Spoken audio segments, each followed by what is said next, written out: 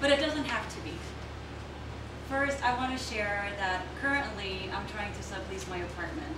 We're going to be gone for about 3 months in the winter.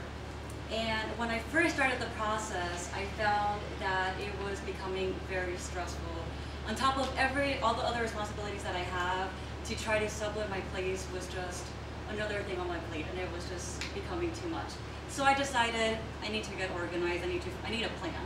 So I'm going to share some things that I hope will be helpful to you if you ever decide to sublet your place. So I decided, 1, you need to be organized. 2, you need to advertise. And 3, you need to find someone that is a good fit, and I'll explain what that means later. So in getting organized, I found that I need to treat this like a project, because it is so time consuming that you need to put it into your schedule. So you'll have to put in, like, when you're meeting with people, when are you gonna take the time to put this and advertise it on different websites or newspapers. You need to create a flyer, if possible, take pictures of your place for that flyer. So yeah, all of that takes time, so it needs to be organized. And the second thing is advertising. And now that you have all those pictures, you want to put it onto a nice flyer. And you want to make this very attractive, because people are going to look at this and it's going to represent your place, and it could make people decide between that one and something else that's available. So I put all the pictures together onto this flyer, and the other thing that you need to have are all the important details, like how much are you going to charge for this place? How much are you going to charge? What's the location? What are you including? Are you including utilities, etc.? So now that you have this, you want to get really creative in advertising. So there are the obvious things like Craigslist and like the newspaper, which I definitely recommend. But on top of that, you might want to consider things like other websites. There's roomster.com, there's sublet.com, and then there's another thing that I found really helpful, which is I started calling colleges and universities, and I called their international students office, and I asked if they would be okay with helping me with having the students know about this. Excuse me. So I found that they were very helpful. They said, yeah, sure, send us your information. We'll go ahead and forward that on to our students and see if they're interested. We can have them contact you. Some of them were okay with having me go to the campus and post my flyer on certain areas of the campus. So that part was really helpful. So once you have all of this, I can guarantee that you're going to have people contacting you. So I've already had some people call that are interested, and so the next thing is setting up those appointments and meeting with these people. And when you're meeting with these people, I would recommend that you ask questions, try to see what they're all about. Do they have children? Do they have pets? Do they smoke? Are you okay with this? Because, for example, if they have pets, this could mean more wear and tear for your apartment or your place. So maybe that's not something that you want, so you might not even ask them to come over and look at it. You don't want to waste your time with that person.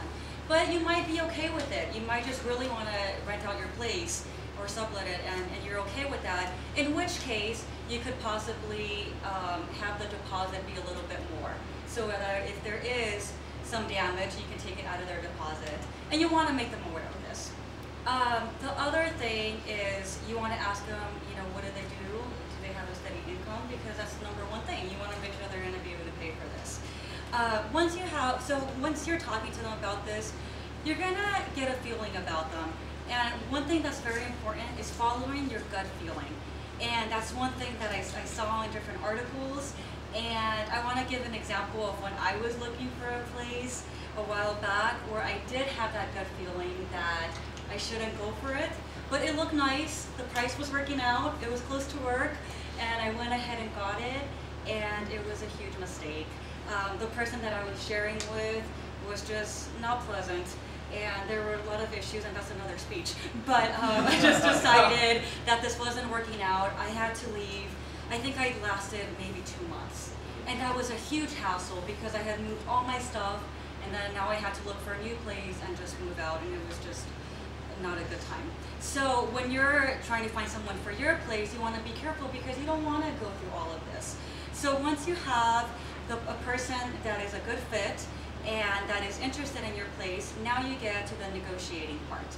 And when you're negotiating, what you're going to want to do is see when they want the place, because for example, we're subletting for 3 months, and they might not want it the full 3 months, or they might want it a little bit longer, so you want to see what works out for both of you.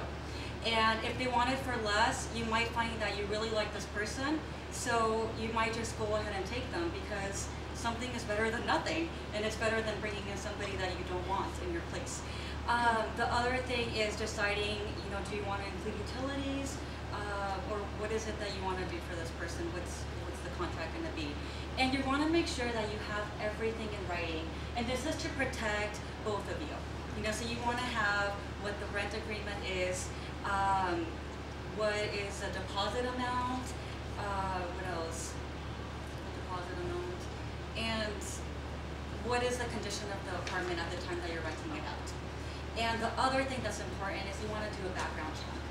And some of the apartment buildings, if you live in one, will provide this. Mine does, for a $50 charge. And I'm definitely going to do it, and I'm going to see if that person is willing to pay for it. I mean, we'll see once we are in the negotiating part, we might include that. But that's important because you want to make sure that this person is dependable. So you want to get organized, you want to advertise, and you want to make sure that the person is the right fit and follow that gut instinct. And you should have somebody to fill in your spot. All right.